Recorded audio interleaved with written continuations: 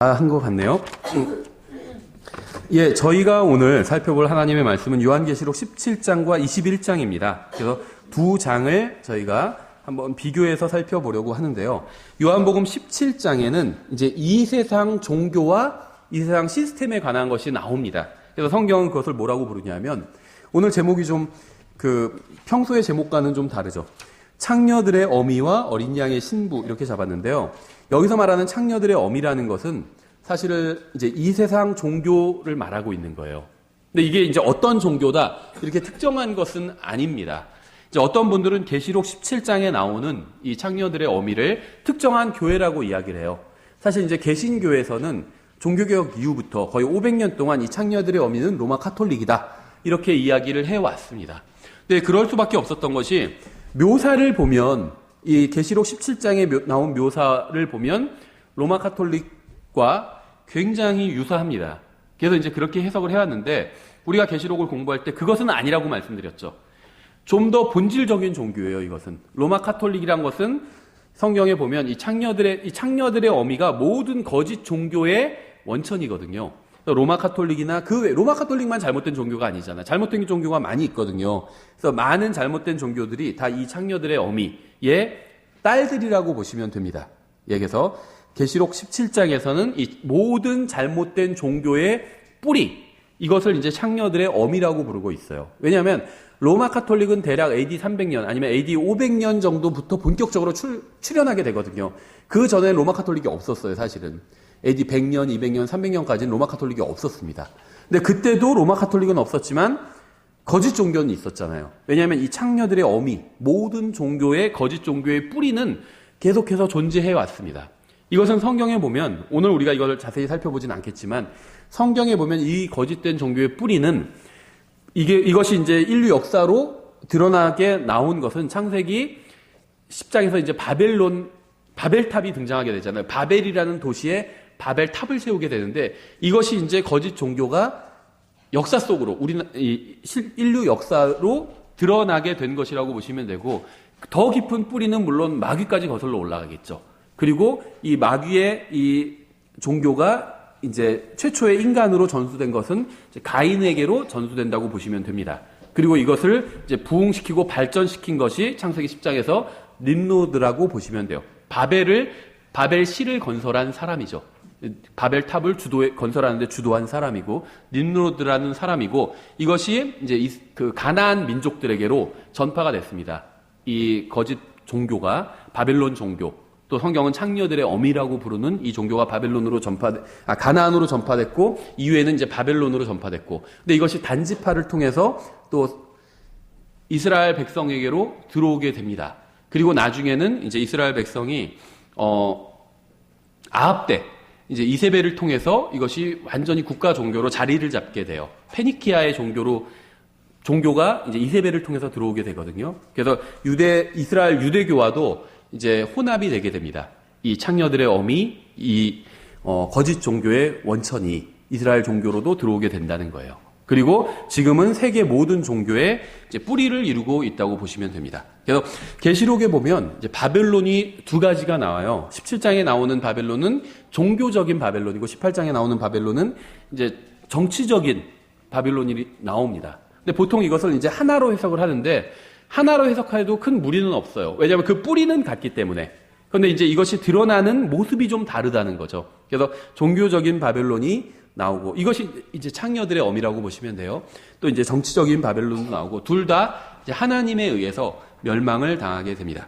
그 어린 양의 신부는 아시는 것처럼 교회를 의미합니다. 그래서 믿는 사람들의 총회, 믿는 사람 전체를 모은 것을 성경에선 교회라고 부르고, 이 교회를 성경에선 다양한 이름으로 부르고 있는데, 어린 양의 신부라고 부르고 있어요. 그러니까 여기서 어린 양의 신부라는 것은 분당 침례교회, 이것을 의미하는 것이 아닙니다. 어떤 지역교회를 의미하는 것이 아니에요.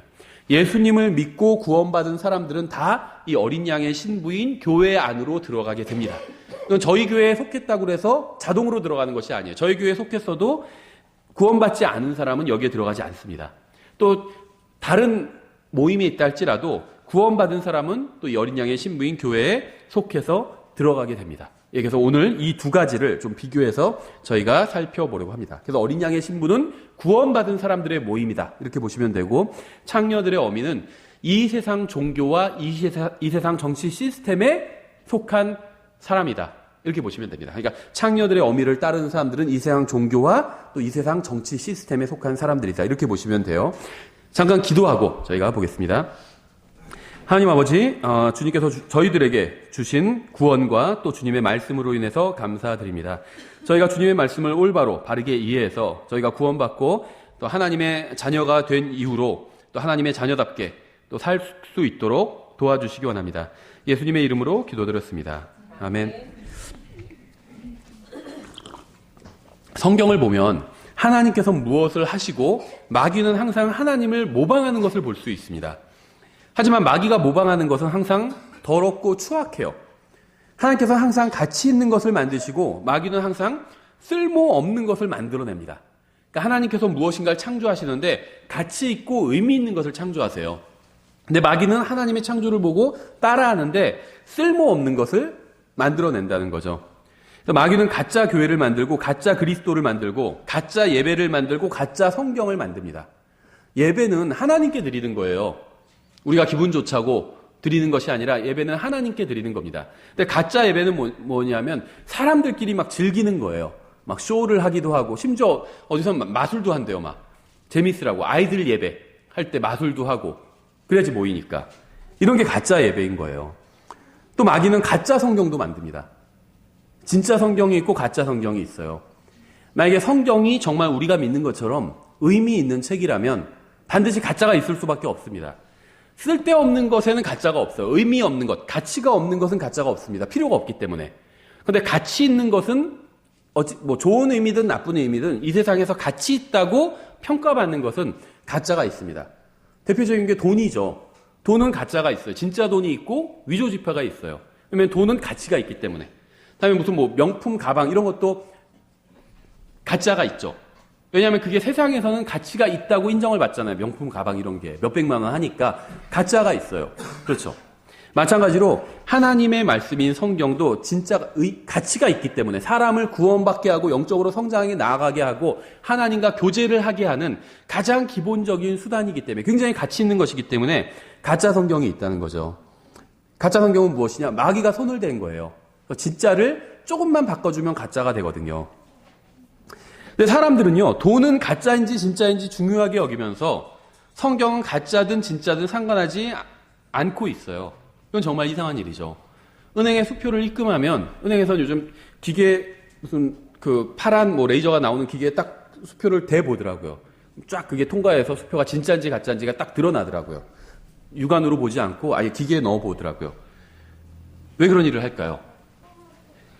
그 수표가 진짜인지 가짜인지 굉장히 중요하기 때문입니다. 그렇죠. 가짜라면은 그 은행에서 손해를 입게 되기 때문에 확인을 한다는 거죠. 그래서 돈에 대해서는 진짜인지 가짜인지 굉장히 중요하게 여겨요.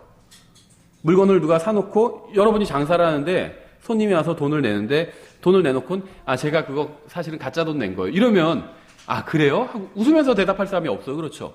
심각한 문제예요. 근데 돈에 대해서는 가짜라고 하면 가짜인지 진짜인지 이 문제를 심각하게 여기면서 성경은 가짜인지 진짜인지 심각하게 여기지는 않아요. 구원받았다는 사람이 당신이 입고 있는 성경이 가짜입니다. 이런 얘기를 해도 그래도 어때요? 제가 이거 다 실천하면서 살지도 못하는데 이렇게 얘기한다는 거죠. 돈을 받았는데 당신한테 제가 준 돈이 가짜입니다. 그러면 어때요? 그러면 그냥 이거 집에서 휴지로 쓰죠. 이렇게 생각하는 사람은 없다는 거죠. 중요하게 여겨요. 그렇죠. 진짜 돈을 줘놓고도 가짜라고 하면 일단 한번 확인을 해봐요. 그렇죠. 가짜인지 진짜인지를. 근데 성경에 대해서는 어때요? 그래도 맞는 게 있으니까 제가 그거라도 실천하고 살면 되죠. 이런 식으로 얘기하는 사람들이 있다는 거예요. 그러니까 사람들은 물질적인 것은 가짜인지 진짜인지 구분하는 것이 중요하다고 생각하면서 영적인 것은 가짜든 진짜든 별로 중요하다고 생각하지 않는다는 겁니다. 왜 그럴까요? 거짓 종교가 있기 때문이요. 마귀가 이 거짓 종교와 이 세상 시스템을 통해서 사람들의 눈을 가리고 있기 때문입니다. 사람들의 눈을 가리면 어떻게 되냐 하면 아무것도 보지 못하게 되는 것이 아니라 혼란스럽게 돼요. 이게 진짜인지 가짜인지를 구분하지 못하게 됩니다.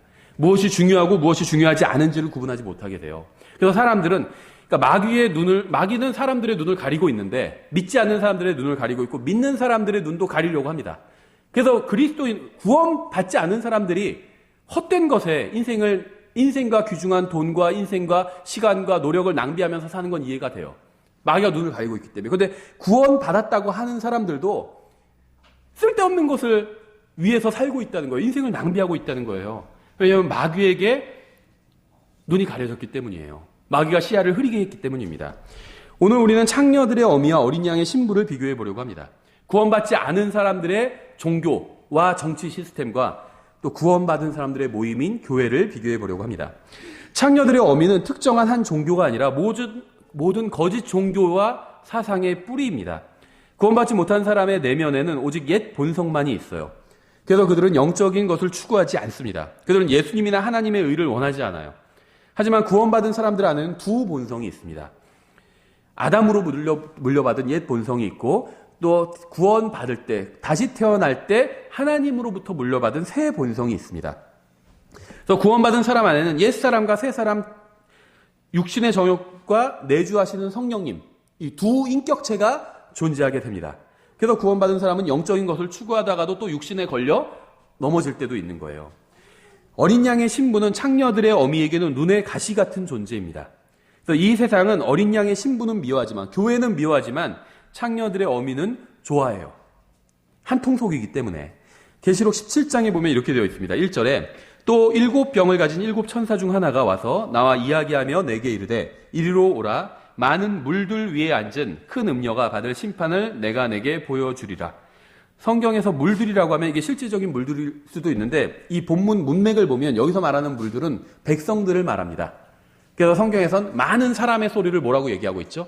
많은 물들의 소리와 같고, 계시록에 그런 표현이 나오죠. 그래서 성경에서는 이 백성들을, 그러니까 피플이죠. 이 사람들을 여러 가지로 비유해서 이야기하고 있는데 그 중에 하나가 이제 물들이에요. 그래서 이 음녀는 많은 물들 위에 앉아 있어요. 그래서 이 모든 종교의 뿌리가 되는 이 거짓 종교는 많은 사람들 위에 군림하고 있다는 거예요. 이건 이제 음녀에 관한 말씀입니다. 21장 9절에는 교회에 관한 말씀이 있어요. 21장 9절. 마지막 7재앙을 가득 담은 7병을 가졌던 7천사 중 하나가 내게 와서 나와 이야기하며 이르되 이리로 오라. 내가 신부 곧 어린 양의 아내를 내게 보여주리라. 이렇게 말씀하고 있죠. 성경은 음녀와 신부를 비교해서 보여주고 있습니다. 그런데요, 둘 다 같은 천사가 비교해서 보여주고 있죠. 7병을 가진 천사 중 하나가 와서 음녀를 소개해줬죠. 똑같은 천사가 다시 교회를 소개해주고 있어요. 그렇죠. 이 둘은 서로 완전히 다른 존재입니다. 이 둘은 사탄과 예수님만큼이나 서로 달라요. 음녀에 속한 사람들은 사탄에게 속했고 교회에 속한 사람들은 예수님께 속했습니다. 창녀들의 어미와 어린 양의 신부는 서로 말하는 것도 다르고 좋아하는 것도 다르고 생각하는 것도 다릅니다.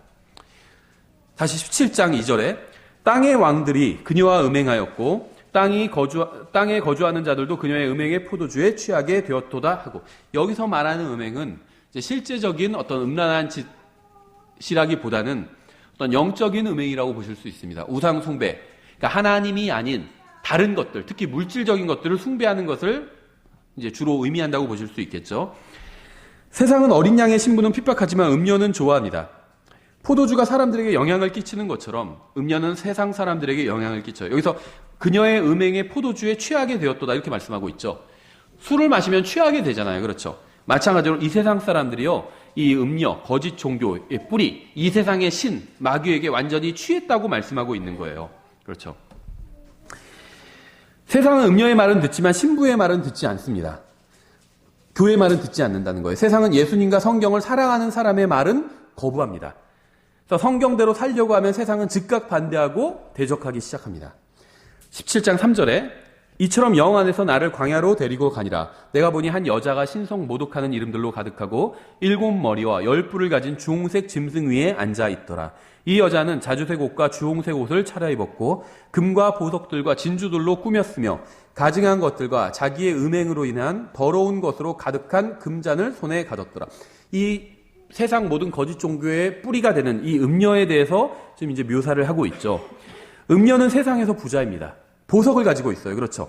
재물을 많이 소유하고 있어요. 또 화려한 옷을 많이 가지고 있습니다. 우리는 이러한 점을 통해서 세상에서 부유하다는 것이 영적으로 뛰어난 증거는 아니라는 사실을 알 수 있어요.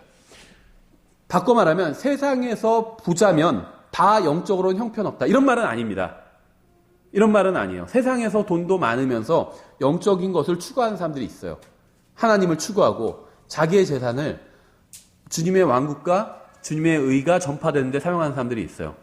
과거에도 있었고 지금도 있습니다. 제가 아는 사람 중에서도 자기의 재산을 주님을 위해서 사용하는 사람들이 있어요. 굉장히 큰 부자인데.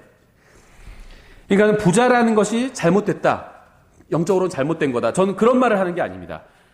부모에게 물려받아서 아니면 열심히 자기가 일해서 부자가 되는 사람들이 있어요. 이건 절대 잘못이 아닙니다. 다만 영적으로 뛰어난 사람은 항상 돈이 많다. 이렇게 얘기하면 그건 잘못된 거예요. 항상 그렇지 않아요. 열심히 일하는데도 돈이 별로 없는 사람들도 있어요. 그렇죠. 그러니까 부자인 것이 문제는 아닙니다.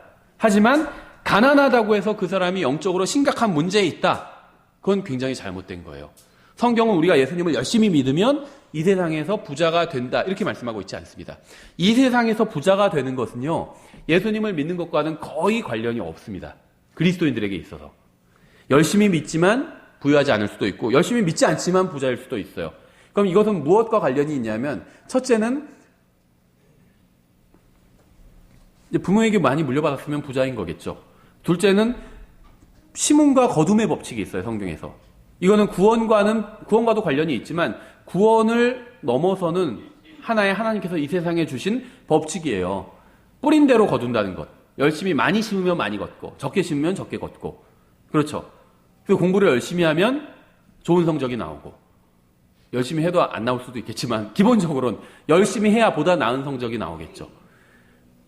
신학교에서도요. 저도 일반 신학교를 다닌 적이 있는데 이걸 잘못 이해해가지고 시험 공부 기간에 이제 대부분 신학생들이 전도사니까 교회에서 이제 교회 봉사를 많이 해요. 계속 그거는 좋아요. 그럼 남는 시간에 또 열심히 시간을 쪼개서 공부를 해야 되죠. 그래야지 신학교에서도 좋은 성적이 나오잖아요. 근데 공부는 안 하고 기도만 하는 친구들이 있어요. 공부는 안 해요. 들어가서 기도만 해요. 어디 골방에 들어가서. 무슨 기도냐? 시험 점수 잘 나오게 해주세요. 이런 기도를 해요. 잘 나올까요? 못 나올까요? 못 나와요. 못 나오면 막 하나님을 원망해요. 기도했는데 왜 점수가 못 나왔냐고. 그런데 하나님께서 언제 시험을 위해서 기도해라 이렇게 말씀하신 시험을 위해서 공부를 해야죠. 뿌린 대로 거둔다고 하셨잖아요. 열심히 공부를 해야 시험을 잘 볼 수 있는 거죠. 그래서 이 세상에서 열심히 일하는 사람은 수입이 더 늘어나게 되겠죠. 열심히 일하면. 그게 하나님께서 주신 자연스러운 법칙입니다. 그렇죠? 예. 그래서 돈이 많다는 것이 영적으로 뛰어난 증거는 절대 아니라는 겁니다. 신실하면서 부자인 사람도 있지만 부자라고 해서 항상 신실한 사람인 것은 결코 아니죠. 바울과 베드로, 요한, 야고보, 성경에 나오는 훌륭한 그리스도인들을 보면 다 공통점이 여러 가지가 있는데 그 중에 하나가 다 돈이 없었다는 겁니다. 거지가 구걸하니까는 베드로와 요한이 뭐라고 그랬죠? 은과 금은 나에게 없으나 이렇게 얘기를 했죠. 그렇죠. 근데 여기 보면 음녀는 금과 보석들이 많아요. 이런 것들로 꾸몄습니다. 그렇죠. 얼마나 많으면 이걸로 꾸미겠어요. 금으로 꾸미고 다니는 게 어지간히 많아야 꾸미고 다니는 거잖아요. 그렇죠. 그래서 바울과 베드로, 예수님의 제자들은 음녀처럼 금과 보석과 화려한 옷을 차려입은 적이 없었습니다. 성경을 보면. 돈이 없는 사람들이었다는 거죠. 돈이 없어도 영적으로는 뛰어날 수 있다는 겁니다.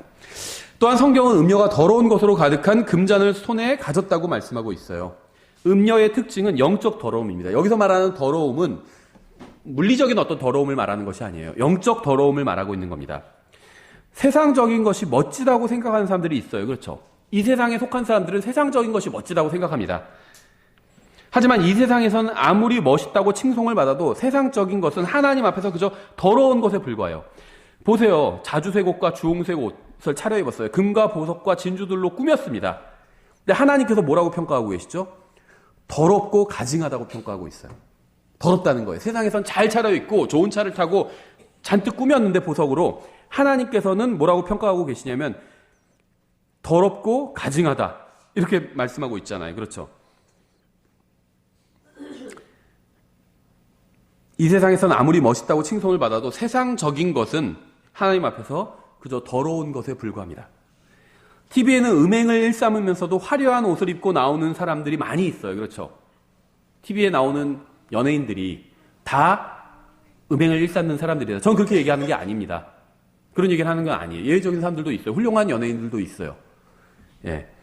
한만 미션 갔을 때 꼭 그렇게 얘기하거든요. 특히 여기는 어떤 형제 너무 훌륭하다. 이렇게 얘기하는데, 예. 그런데 일반적으로 보면 음행을 일삼는 사람들이 많이 있어요. 그런데 어느 정도는 이해는 돼요. 인간적으로 봤을 때. 왜냐하면은 저희 교회도 그 잘생긴 분들이, 예쁜 분들이 많지만 거기 가면은 평균적으로 더 많거든요. 예쁘고 잘생긴 사람들이 훨씬 많아요. 예. 제가 거기 가서 우리 교회는 별로 없다고 얘기하거든요. 우리 교회에서 제일 잘생긴 사람이 나다. 이렇게 얘기를 해요. 근데, 예, 거기는 훨씬 더 많아요. 그러니까는 서로 젊으니까 유혹이 되겠더라고요. 사귀고 싶으면 그걸로 끝나나요? 더 막 진도를 나가고 싶고 막 그러고 싶어 하잖아요. 그렇죠. 음행을 하는 사람들이 많다는 거예요. 세상에선 전혀 그게 문제되지 않아요. 어때? 사랑인데. 그렇게 얘기하죠. 성경에서는 음행이다 이렇게 말씀하시는데 세상에선 사랑이다 이렇게 얘기를 하죠. 라이프 스타일이다 이렇게 얘기하고 삶의 방식이다 이렇게 얘기하고. 그렇죠. 그들이 아무리 많은 재산과 인기를 가지고 있다 해도 하나님 앞에서 그들은 그저 더럽고 가증한 존재일 뿐입니다. 세상에서 아무리 인기가 많고 돈이 많다 할지라도, 겉으로 봤을 때 잘생기고 예쁘다 할지라도 음행을 일삼고 있다면 하나님 앞에서는요 그저 더럽고 가증한 존재일 뿐이라는 거예요.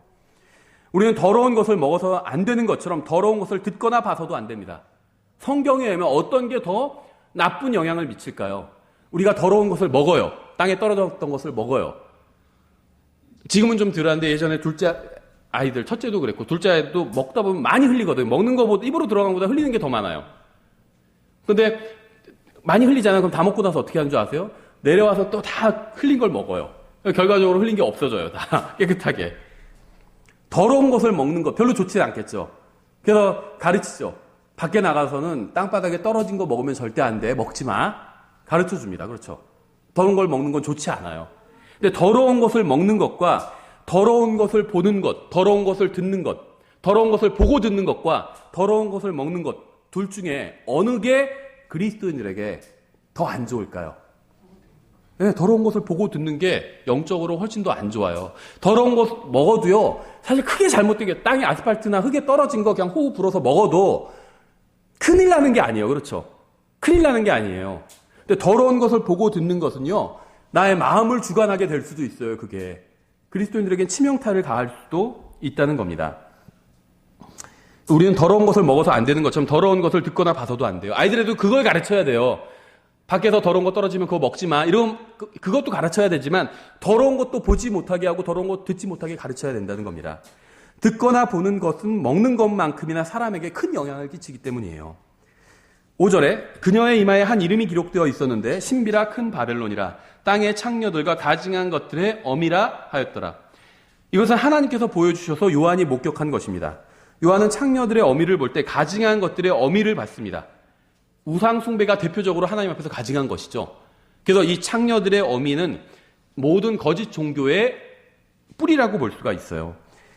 근데 세상 사람들의 눈에는 요한이 본 것처럼 보이지 않는다는 것이 바로 문제였어요. 저 이 계시록 17장 3절부터 5절을 읽으면요, 우리가 중요한 것을 알 수가 있어요. 두 가지 시선이 존재합니다. 두 가지 관점이. 세상 사람들이 봤을 땐 훌륭하게 보여요. 생각해 보세요. 자주색, 주홍색 옷. 색깔이 있는 컬러풀한 옷이죠. 금과 보석으로 진주로 치장을 했어요. 그럼 세상 사람들이 어떻게 볼까요? 아, 더러워 이럴까요? 예쁘게 볼 거예요. 그렇죠. 아름답게. 자주색, 주홍색 옷. 또 금과 보석.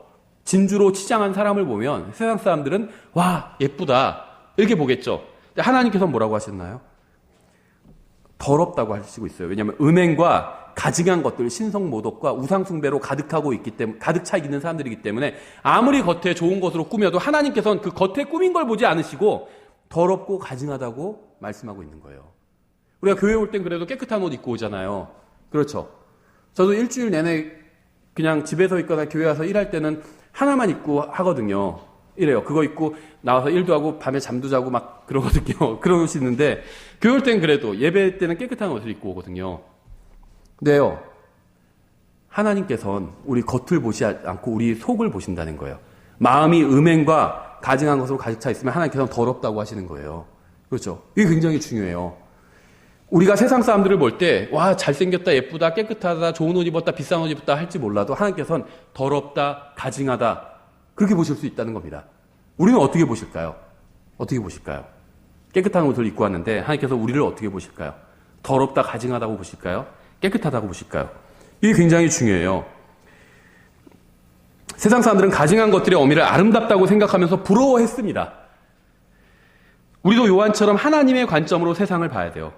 우리가 그리스도인답게 하나님의 아들답게 살지 못하는 이유는 하나님의 관점이 아닌 세상의 관점으로 세상을 바라보기 때문입니다. 세상을 막 부러워해요. 그래서 와, 부럽다, 저 사람 너무 잘 나간다, 부럽다, 그렇게 본다는 거죠. 우리는 가증한 것은 가증한 것으로, 헛된 것은 헛된 것으로, 거룩한 것은 거룩한 것으로 볼 수 있어야 돼요. 그렇죠. 이게 굉장히 중요해요. 6절에 또 내가 보매 그 여자가 성도들의 피와 예수님의 순교자들의 피에 취하였으므로 내가 그녀를 보고 크게 놀라며 이상히 여기니. 많은 개신교 그 성도들이 여기 계시록 17장에 나오는 음녀들의 어미를 로마 카톨릭이라고 해석하는 결정적인 이유가 바로 이 6절이에요. 로마 카톨릭은 중세 1000년 동안 500년부터 1500년까지 1000년 동안 1000만 명 이상의 그리스도인들을 살해했습니다. 실제 역사로 남아있어요. 폭스의 순교자 노트나 그 외에 굉장히 자료가 많이 있어요. 그런데 왜 저는 그럼에도 불구하고 여기서 말하는 음녀가 로마 카톨릭이 아니라고 말씀드리냐면 중세에만 성도들이 살해당했던 것이 아니거든요. 그 이전에도 많은 성도들이 로마 카톨릭이 아닌 다른 단체에 의해서 정부나 다른 단체에 의해서 살해를 당했습니다.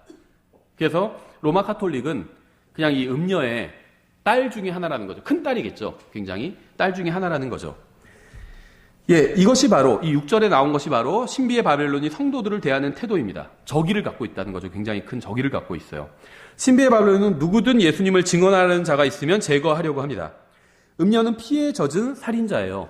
세상이 그녀의 정체를 알면 크게 놀랄 것입니다. 음녀의 딸들도 어미처럼 피에 젖어 있습니다. 로마 카톨릭이 수천만 명의 그리스도인들을 죽인 것은 결코 우연이 아니죠. 7절. 그 천사가 내게 이르되 내가 어찌하여 놀라느냐. 내가 이 여자의 신비와, 왜냐하면 요한이 놀란 이유는요, 요한이 보니까 굉장히 아름다운 여자가 있었던 거죠. 보석과 좋은 옷으로 단장한 아름다운 여자를 환상 중에 보여준 거예요, 천사가. 그래서 요한은 예쁜 여자구나 이렇게 생각했는데 천사가 와서, 그런데 가증하다고 천사가 얘기하고 있잖아요. 하나님께서 보실 땐 가증하다고. 그러니까 요한이 깜짝 놀랄 수밖에 없었던 거예요. 그 여자의 신비와 그녀를 나르는 짐승 곧 7머리와 10뿔을 가진 짐승의 신비를 내게 말하여 주리라. 내가 본 그 짐승은 전에 있었다가 지금은 없으나 앞으로 바닥 없는 구덩이에서 올라와 멸망으로 들어갈 자니라. 땅에 거하는 자들로서 세상의 창건 이후로 이름이 생명책에 기록되지 않은 자들이 전에 있었다가 지금은 없으나 여전히 있는 그 짐승을 보고 놀라리라.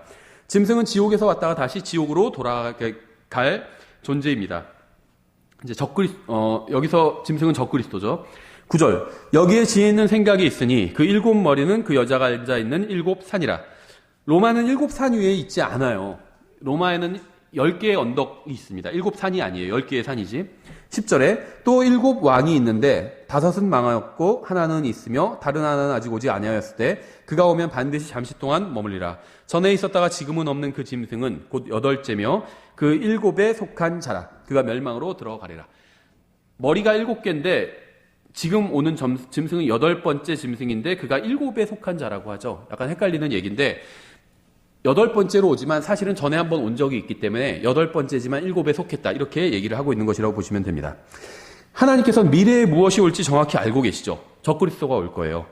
주님께서 허락해 주지 않으시면 짐승은 이 세상에 올 수 없습니다.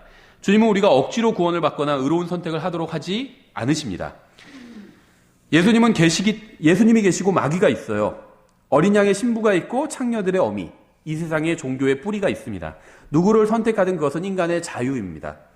예수님을 따르는 것도 자유고 마귀와 이 세상을 따르는 것도 자유예요.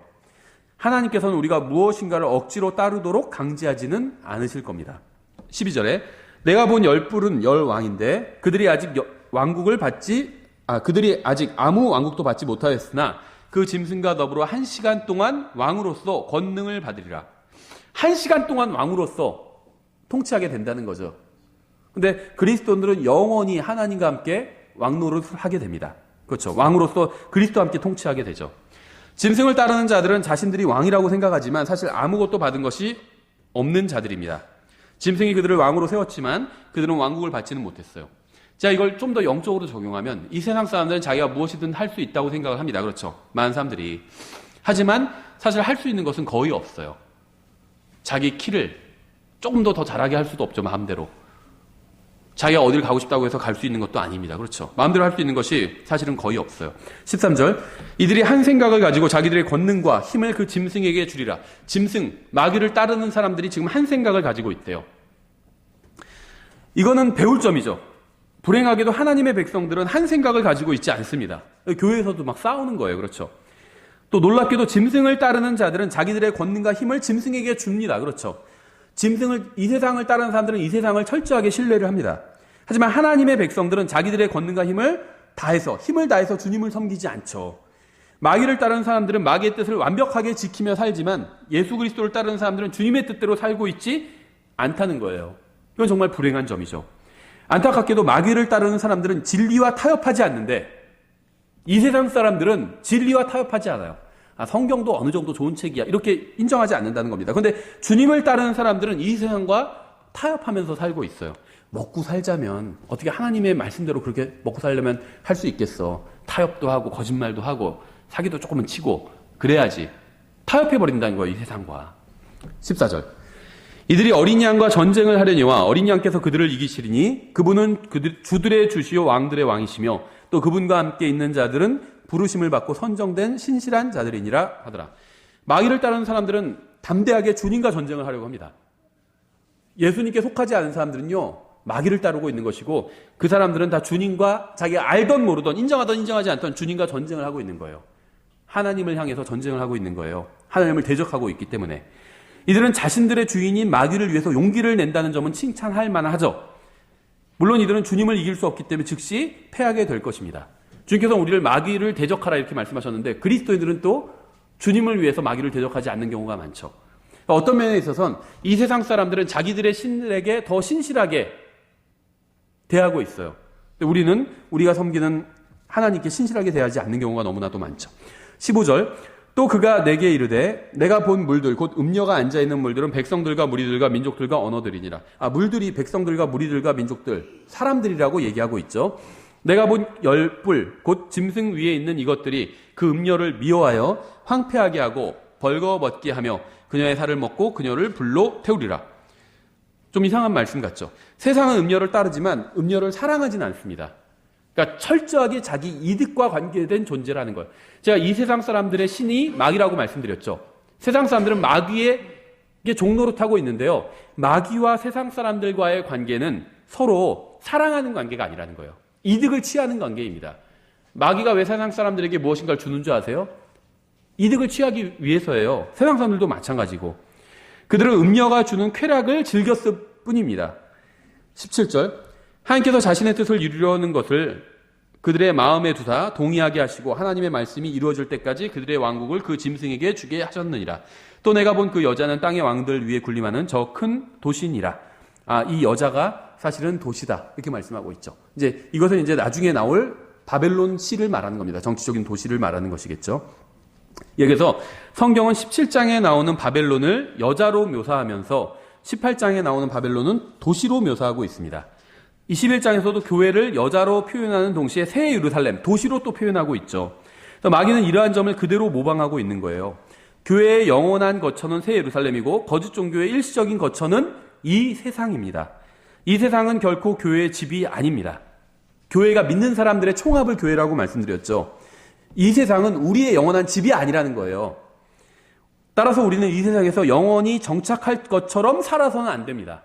열심히 살아야 돼요. 이 세상에서 그리스도인들도. 하지만 영원히 여기서 정착할 것처럼 살아서는 안 된다는 거예요. 음녀 바벨론은 세상적이고 마귀적입니다. 하지만 교회는 이 세상에선 나그네와 순례자예요. 교회는 예수 그리스도와 함께 하늘에 앉아 있습니다. 교회는 이 세상을 한 바퀴 돌아서 집으로 가게 될 거예요. 하지만 세상 사람들은 방랑자와 도망자라고 말씀하고 있어요.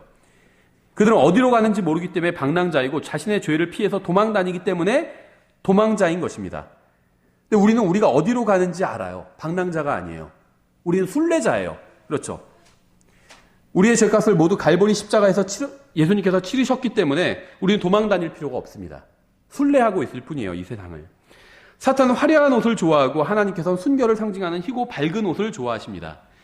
음녀의 잔은 더러운 것과 가증한 것으로 가득하고 믿는 사람의 잔은 사랑과 찬양이 가득합니다. 성경은 이렇게 구원받은 사람과 그렇지 못한 사람을 나누고 있어요. 구원받은 사람의 잔은 음녀의 잔에서 주님의 잔으로 바뀌게 됩니다. 음녀는 창녀짓의 보상으로 땅에서 보석을 받습니다. 하지만 신부인 교회는 주님으로부터 보상을 받게 됩니다. 이 세상 사람들은 음녀를 찬양하지 않습니다. 그냥 서로가 이용하고 있을 뿐이에요. 그들은 그저 자신의 정욕을 채우기 위해서 음녀를 따르는 것일 뿐입니다. 하지만 어린 양의 아내는 어린 양을 사랑하고 있어요. 18장 7절에 그녀가 자기를 영화롭게 하고 호화로이 살았은즉 그만큼 그녀에게 고통과 슬픔을 주라. 그녀가 마음속으로 이르기를 나는 여왕으로 앉아있고 과부가 아니므로 결코 슬픔을 보지 아니하리로다 하나니. 음녀는 자신이 여왕이고 과부가 아니고 슬픔을 보지 않을 것이라고 말하지만 현실은 완전히 다르죠. 8절에 그러므로 그녀가 받을 재앙들 곧 사망과 애곡과 기근이 한날에 임하리라. 그녀가 완전히 불에 타리니 그녀를 심판하시는 주 하나님은 강하시니라. 음녀는 왕자가 없어요. 신랑도 없습니다. 또 애곡하게 될 것입니다. 음녀는 큰 착각을 하고 있는 거예요. 구원받지 못한 사람들은 착각을 하면서 살고 있습니다. 구원받지 못한 사람은 그가 누구이건 간에 자신이 생각하는 존재가 아니고 결코 될 수도 없습니다. 구원받지 못한 사람들은 대부분 지옥이 없다고 생각하지만 지옥은 있습니다. 또 구원받지 못한 사람들은 지옥이 있다 해도 자신이 그곳에 갈 것이라고는 생각하지 않지만 지옥에 가게 될 거예요. 구원받지 않은 사람들을 기다리고 있는 것은 영원한 슬픔과 영원한 애곡과 영원한 목마름과 영원한 기근과 영원한 불과 영원한 형별과 영원한 절망이에요. 마귀는 거짓말쟁이입니다. 마귀는 음녀에게 그가 여왕이라고 얘기했지만 여왕이 아니었고 남편이 있다고 했지만 과부였고 슬픔이 없을 것이라고 했지만 애곡하게 될 것입니다. 마귀가 하는 말을 믿지 마십시오. 이 세상이 하는 말을 믿지 마세요. 이 세상이 하는 말과 이 세상이 보여주는 것은 전부가 아닙니다. 이 세상은 그저 우리를 혼란시키기 위해서 정말 중요한 것은 보여주지도 않고 들려주지도 않고 쓸데없는 것만 들려주고 보여주고 있는 거예요. 우리를 혼란시키기 위해서 우리가 정말 중요한 것을 선택하거나 정말 중요한 것을 위해서 살지 못하게 하기 위해서 쓸데없는 것만 보여주고 있다는 거예요. 음녀와는 다르게 어린 양의 아내는 왕좌를 가지고 있어요. 그렇죠? 또한 남편도 있습니다. 예수 그리스도죠. 구원받은 모든 사람들은요 다 남편이 있어요. 예수 그리스도예요. 그 교회에게는 다시는 슬픔이 없을 겁니다. 21장 4절에 나오죠. 음녀는 자신에게 슬픔이 없을 것이라고 했지만 영원한 슬픔을 당하게 될 것이고 교회는 슬픔을 영원히 잊게 될 것입니다. 음녀는 신비의 바빌론이라고 불려요. 교회도 신비라고 불려요. 음녀는 불법의 신비와 관련이 있고 교회는 우리의 죄값을 치르기 위해서 십자가에서 죽으신 예수 그리스도의 경건의 신비와 관련이 있습니다. 경건의 신비는 하나님이 인간으로 오셨다는 게 경건의 신비라는 거죠. 창조주 하나님이 창조물 인간으로 오신 거예요. 그래서 성경은 이게 이해하기가 쉽지 않죠. 그래서 성경은 신비라고 말씀하고 있는 겁니다. 신비. 사악한 바벨론이 이 세상에서 강한 힘을 내는 것이 신비인 것처럼 우리가 그리스도의 몸을 이루는 것, 즉 창조물이 창조자의 몸을 이루게 된다는 것도 신비입니다. 우리는 불법의 신비가 아닌 하나님의 신비에 관심을 가져야 돼요. 예수 그리스도께서는 모든 것이 되셨지만 자신을 비워 낮추셔서 아무것도 아닌 우리를 대신해서 나무 위에서 저주를 받으셨습니다. 인간은요 그렇게 대단한 존재가 아니에요. 하나님의 창조물일 뿐이에요. 하나님을 떠난 인간은 아무것도 아닌 존재입니다. 그 안에 하나님께서 들어와 계셔야지만 의미 있는 존재가 돼요. 우리는 불법의 신비와 하나님의 신비를 둘 다 설명할 수 없습니다. 하지만 무엇이 더 나은 것인지는 쉽게 알 수 있어요. 음녀는 성도들의 피로 취했습니다. 하지만 신부는 어린 양의 피로 구원을 받았죠. 그러니까 음녀와 이 교회가 굉장히 비슷합니다. 음녀는 성도들의 피에 취했어요. 교회는 어린 양의 피로 구원을 받았습니다. 여러분 어디에 속하고 싶으신가요? 다른 사람의 피를 마시는 것은 마귀적인 일입니다. 성경에 의하면. 이 세상의 영은 TV나 영화를 통해서 뱀파이어가 인간의 피를 마시는 것을 자연스럽게 보여줘요. 그렇죠? 이러한 것에 익숙해진 사람들은 음녀가 성도들의 피에 취해도 전혀 놀라지 않을 것입니다. 그래서 성경은 악의 모든 모양을 삼가라 이렇게 말씀하고 있는 거죠. 바벨론의 죄는 하늘에 닿았고 하나님께서는 그녀의 죄를 기억하셨어요. 이 세상 사람들, 바벨론, 이 세상 거짓 종교에 속한 모든 사람들, 이 세상 정부에 속한 모든 사람들의 죄를 하나님께서 기억하셨다는 거예요. 18장 5절이죠. 그녀의 죄들이 하늘에까지 닿았고 하나님께서 그녀의 불법들을 기억하셨느니라. 이 세상 사람들의 죄는요, 하나님께서 기억하고 계십니다. 하지만 구원받은 사람들의 죄는 깊은 바다에 던지신다고 말씀하고 있죠. 미가서 7장 19절이에요. 그분께서 다시 돌이키시고 우리를 불쌍히 여기시며 우리의 불법들을 누르시리니 주께서 그들의 모든 죄를 바다의 깊음 속에 던지시리이다. 미래형이죠. 우리의 모든 죄는 기억하지 않으실 겁니다. 다 던져버리실 거예요. 하나님께서는 우리의 죄와 불법을 다시는 기억하지 않으실 것입니다. 히브리서 8장 12절이죠. 내가 그들의 불의에 대하여 긍휼을 베풀고 다시는 그들의 죄들과 그들의 불법들을 기억하지 아니하리라 하시느니라. 다시는 기억하지 않으신대요. 그래서 우리가 지난 시간에 살펴봤는데 성경에서 보면요, no more, 다시는 없다, 또 much more라는 표현이 많이 나와요. 이 no more라는 표현은 주로 계시록에 나오고 much more라는 표현은 주로 로마서에 나오거든요. 로마서에서는 무슨 말씀하고 있냐면 구원받은 우리에게 은혜가 넘쳤다, much more 이런 표현을 쓰고 있고, 계시록에서는 다시는 슬픔이나 죽음이나 고통이나 이런 게 없다, no more 이런 표현을 쓰고 있다는 거죠. 하나님께서는 음녀와 그녀를 따르는 자들을 보시고는 내가 너희의 모든 죄를 기억한다고 하실 것이고, 구원받은 우리를 보시고서는 다시는 너희의 죄를 기억하지 않겠다 이렇게 말씀하신다는 겁니다.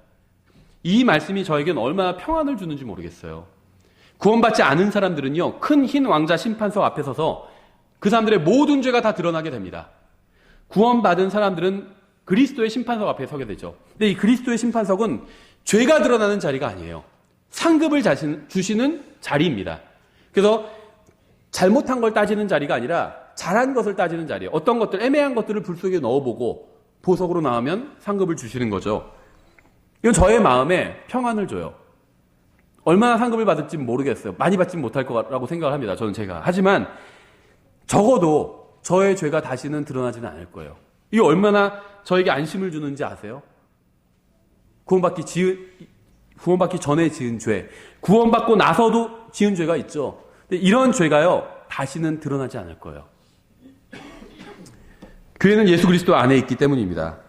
예수님께서는 의로우신 분이시기 때문에 교회는 예수님과 함께 의롭다고 여김을 받습니다. 예수님께서는 점도 없고 흠도 없는 분이신 것처럼 교회도 주님 앞에서 점도 없고 흠도 없다고 인정을 받게 될 것입니다. 저는 음녀가 아닌 예수 그리스도를 따를 거예요. 세상에 속한 도시는 죄로 가득 찼습니다. 그래서 성경은 뭐라고 말씀하고 있는지 아세요? 이 세상 시스템으로부터 나오라고 말씀하고 있어요. 18장 4절이죠. 또 내가 들으니 하늘로부터 또 다른 음성이 나서 이르되 내 백성아 너희는 그녀에게서 나와 그녀의 죄들에 참여하는 자가 되지 말고. 이 세상은 하나님께서 심판하신다고 정하셨거든요. 그래서 이 세상이 심판받을 때 같이 심판받지 말라는 거예요. 나오라는 겁니다. 그녀의 죄들에 참여하는 자가 되지 말고 그녀가 받을 재앙들을 받지 말라 이렇게 말씀하고 있죠. 성경은 사람들에게 음녀에게서 나오라고 말씀하고 있어요. 바벨론 종교에서 나오라고 경고합니다. 모든 사람은 바벨론 종교에서 나와야 됩니다. 아무리 금과 은으로 꾸며도 바벨론 종교는 변하지 않아요. 거짓 종교들 얼마나 더 거짓 종교일수록 얼마나 더 많이 화려하게 꾸며놓는지 아세요? 사람들을 미혹하기 위해서. 생각해보면 모든 이단 종교 다 화려하게 꾸며놓고 있어요. 그렇죠. 근데 그래도 본질은 변하지 않는다는 거예요. 바벨론 종교를 꾸미려고 하지 말고 그곳에서 나와야 됩니다. 어린 양의 아내인 하늘에 속한 도시는 순결하고 거룩합니다. 그래서 성경은 그곳으로 들어오라고 말씀하고 있어요. 이 세상에서 나와서 교회로 들어와야 됩니다. 22장 17절이죠. 성령과 신부가 말씀하시기를 오라, come, 들어오라는 거죠. 오라 하시는도다. 듣는 자도 오라 할 것이요 목마른 자도 올 것이요 또 누구든지 원하는 자는 값없이 생명수를 취하라. 원하면 누구나 구원받을 수 있다는 거예요. 난 구원받고 싶어요. 내 죄를 다 용서받고 싶어요. 그럼 용서받을 수 있다는 겁니다. 하나님 얼마나 공평하신 분이에요. 그렇죠. 바벨론 종교에서 나와서 그리스도 안으로 들어가야 됩니다. 사악한 도시인 바벨론을 떠나서 거룩한 도시인 새 예루살렘으로 들어가야 돼요. 우리는 세상을 부러워할 필요가 전혀 없습니다. 안타까운 점은 세상은 그리스도인들을 부러워하지 않아요. 그렇죠. 와, 부럽다. 저 사람들 일요일마다 가서 교회에 가서 예배도 드리고 헌금도 하고 부럽다. 봉사도 하고 부럽다. 그러지 않죠. 불쌍하게 생각해요. 오히려. 쓸데없이 놀러 가면 얼마나 좋은데 그 좋은 일요일 오전 시간에 교회 가고 맛있는 거 사 먹으면 얼마나 좋은데 또 돈을 교회에 갖다 내고 교회 가서 또 돈을 받는 것도 아니고 돈을 내고 오고 부러워하지 않아요. 그렇죠. 그런데요, 그리스도인들은 세상을 부러워하고 있어요.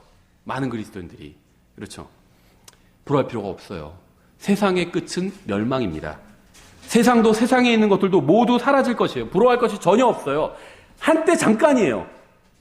세상이 아무리 잘 나가고 화려한 것 같아도요, 잠깐이에요. 부러워할 게 없습니다. 성경은요, 우리의 인생, 한 80년, 90년 되는 우리의 인생을 잠깐 생겼다가 사라지는 수증기와 같다고 말씀하고 있거든요. 부러워할 게 전혀 없다는 겁니다. 와, 수증기 볼 때마다 와, 수증기 부럽다 이러지 않잖아요. 세상에 대해서도 우리가 동일한 시각을 갖고 있어야 돼요. 동일한 태도를 갖고 있어야 돼요. 부러워할 게 전혀 없어요. 금방 사라져요. 음녀는 지금 세상에서 통치하지만 곧 망할 것입니다. 정해져 있어요. 망할 것이. 교회는 지금은 세상에서 멸시를 받지만 무시당하고 멸시당하죠. 교회 다닌다 그러면 와 부럽다 그러지 않죠. 그런데 왜 가냐 그러죠. 목사라고 그러면 와 부러워요 이러지 않거든요.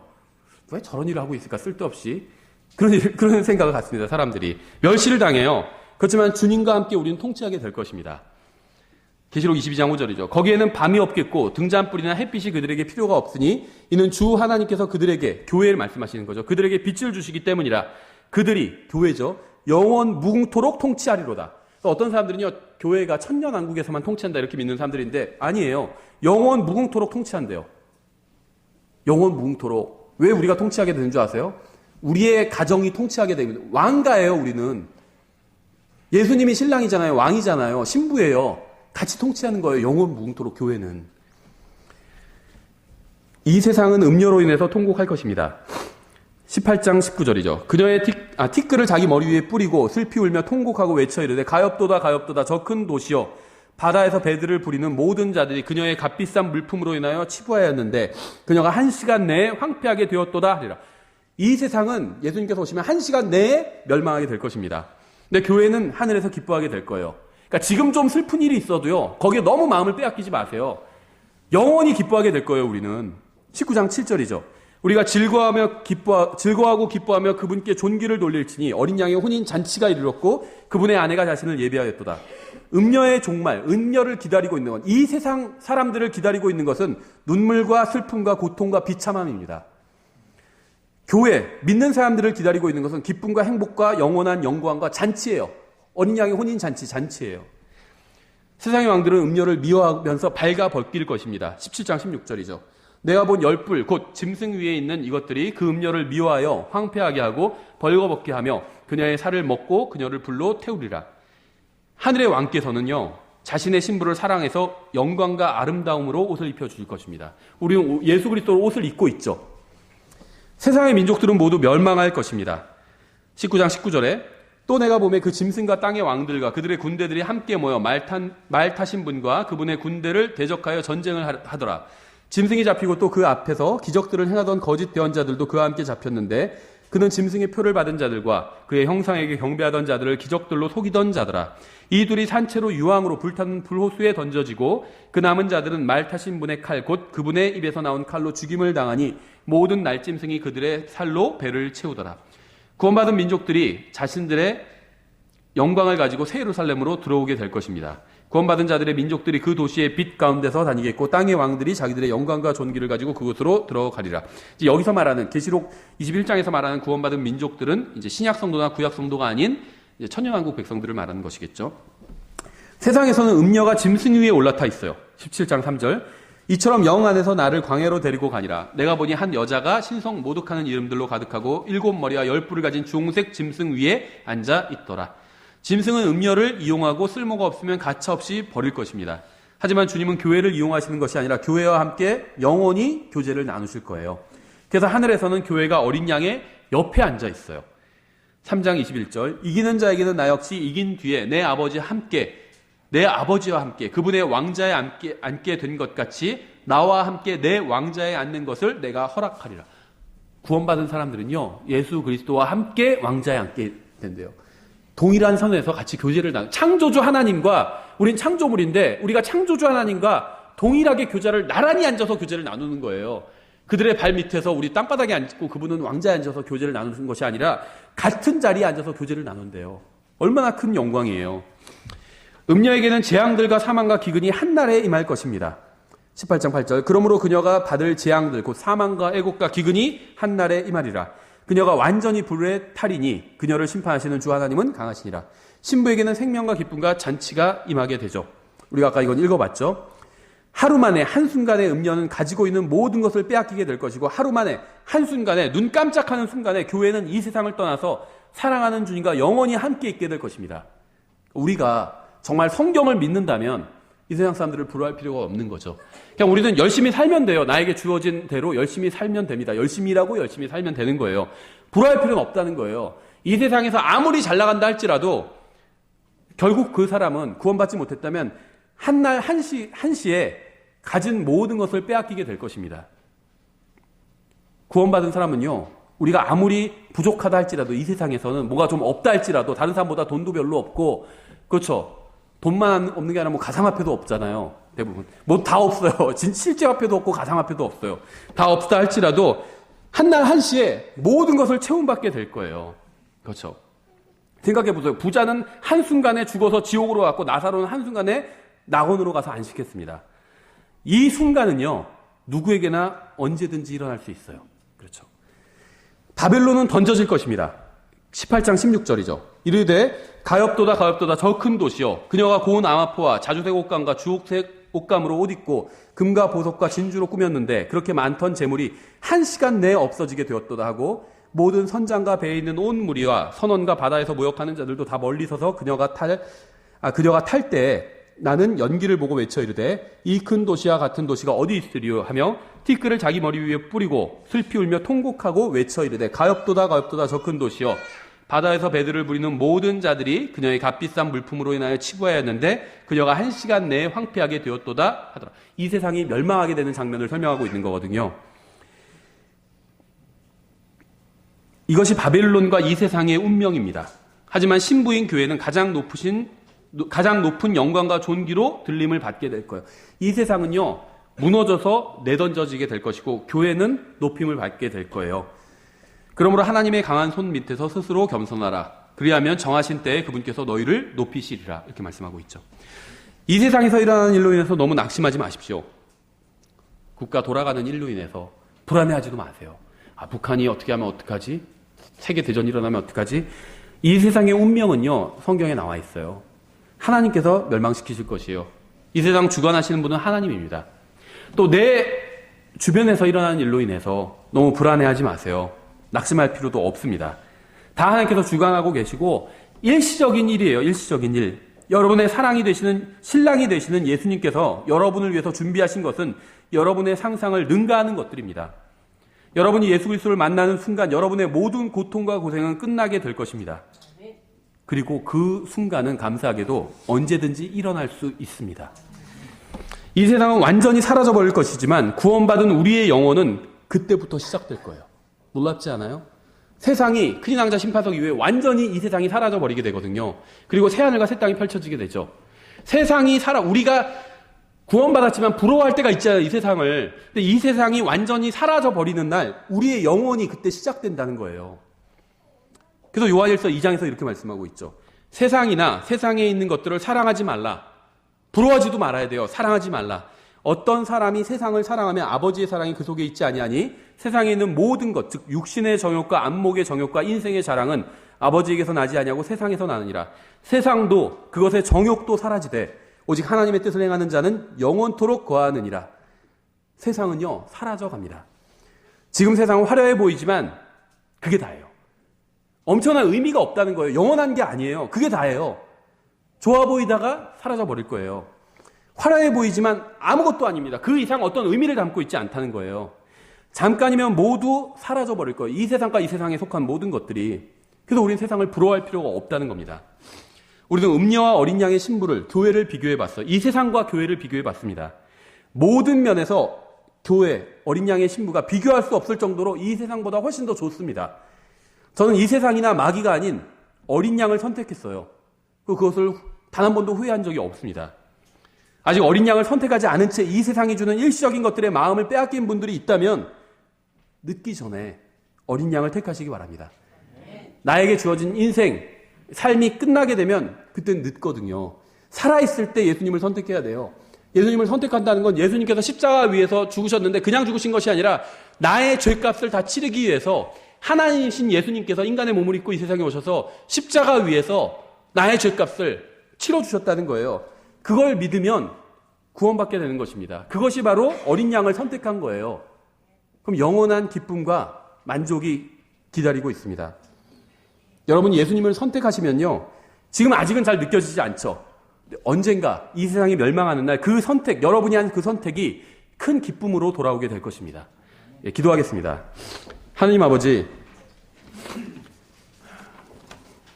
저희들에게 진정한 정말 복이 무엇이고 정말 진정한 의의가 무엇이고 또 구원이 무엇인지 알려주셔서 감사드립니다. 보이는 것이 다가 아니라 정말 참된 생명이 있고 정말 가치 있는 생명이 있고 진리가 있고 영원히 있다는 사실을 알려주셔서 감사드립니다. 저희가 이 세상을 버리고 예수 그리스도를 선택했습니다. 하지만 저희가 아직도 너무나도 육신이 연약해서 이 세상에 눈에 보이는 것들에 현혹될 때가 있습니다. 주님의 말씀을 통해서 저희의 마음을 깨끗이 씻어주시고 저희가 이 세상에 눈에 보이는 것들, 잠시 있다가 사라져버릴 것들에 마음이 흔들리지 않고 영원한 것을 믿음으로 붙들 수 있도록 저희들의 마음을 주관해 주시기 원합니다. 아직 예수 그리스도를 선택하지 않은 사람이 이 설교를 듣는 사람 중에 있다면 주님께서 그 사람의 마음속에서 역사해 주셔서 정말 예수님을 붙들고 믿고 선택하는 것이 영원히 후회하지 않고 가치 있는 일이라는 사실을 그 사람이 깨달아 알 수 있도록 도와주시기 원합니다. 예수님의 이름으로 기도드렸습니다. 아멘. 예, 다 같이 일어나셔서 찬송가